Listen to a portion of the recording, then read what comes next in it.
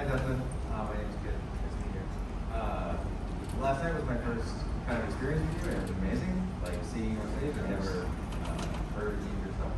I'm a total instant fan, so thank you. I hope you're having a good time on Cruise.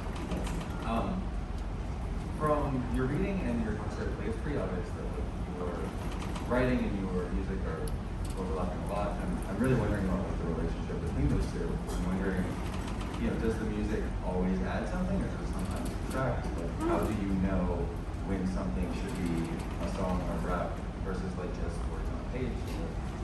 What is that like for you? Yeah, actually, it's a great question. I think people don't know. I think that there can be something that is detracted sometimes from words by setting them to music. And it comes in three categories. One is length, that if you have something to say that requires 11,000 words, it's going to be a long song.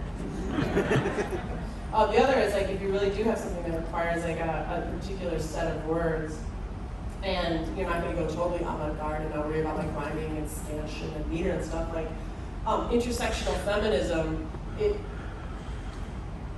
sometimes I prefer to address complicated concepts in an essay where I don't have to worry about serving more than one master, where I don't have to worry about how this fit in with the previous line. And then the biggest thing for me is timing, to quantize. Like if particularly in comedy, or if you've got something funny or something deep, if you're performing to a little bitty room or to a really big full room, the amount of time that you let go after you've closed the deal, whether that's a punchline or the final line of a poem or whatever, or a mid-line break, like being able to make that call and just let a pause develop on its own until you fully harvested whatever there is to harvest, whether that's laughs or like ooh or whatever, and then begin again. Like that's not a luxury that you have in music to do all the time. You can slow down the tempo of the song, you can make some changes, with great players about adding breaks and stuff, but you're free of grid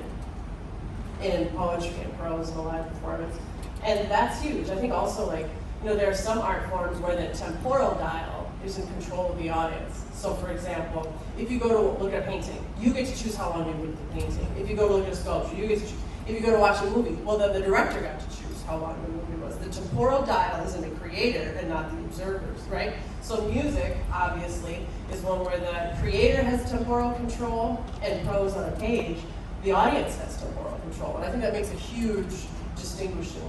That's a huge factor that distinguishes those. Yeah. Thanks for the question.